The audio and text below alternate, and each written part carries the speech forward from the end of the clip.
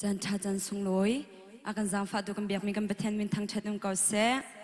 online akan zau mi dot mi ulanau zum tu nu la panan dilak kan boy pa Jesu Christ ni achwa pi mi hangam dai nak lom nak chunan dilak chunga tlum kau se dai du ka si ti mi slai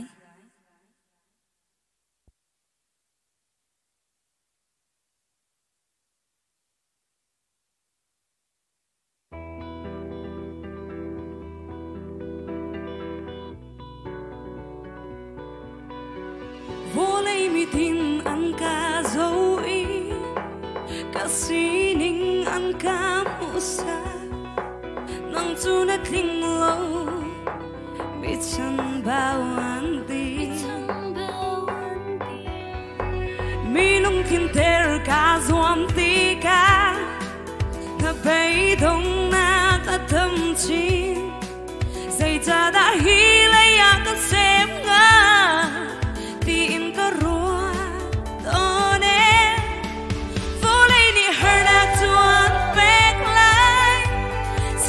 for like a day tangati they not to boys Jesu they do to Jesu Christ ati sanin dan mi kasi suilengun into kalau mi they not Jesu thongin they do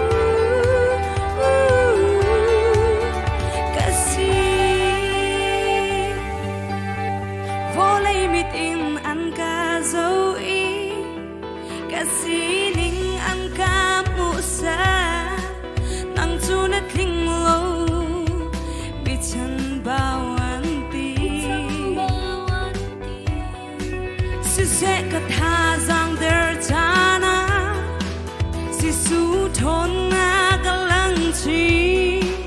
lai her na kong man se ka ti lo